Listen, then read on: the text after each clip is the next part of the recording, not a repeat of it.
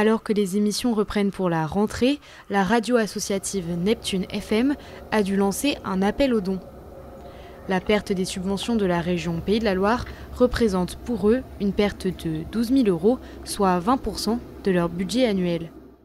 Donc là, l'appel aux dons qu'on a fait, c'est vraiment un peu en urgence pour essayer de combler justement ce manque, là, ce trou qu'on a eu, pour tenir jusqu'à la prochaine subvention qui devrait arriver à la fin de l'année. Voilà, donc là, c'est un peu une période un peu compliquée.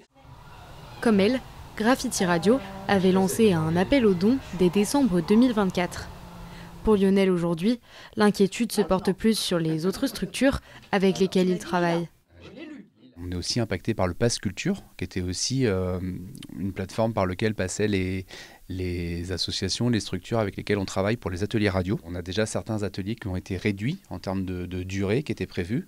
Souvent, on commençait septembre avec le premier trimestre déjà plein. Et là, il reste quelques créneaux. La Fédération des radios associatives des Pays de la Loire analyse le problème que rencontre la Vendée, mais aussi les 4 autres départements de la région. C'est un choix politique. Je ne peux pas répondre le pourquoi à la place des élus qui ont voté ça.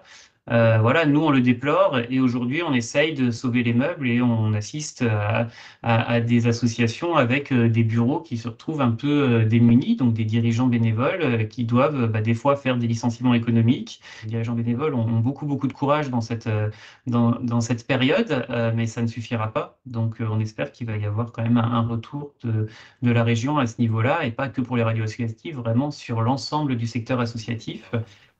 Aujourd'hui, l'appel aux dons est le premier recours des radios associatives. Sur le long terme, elles devront trouver de nouvelles solutions.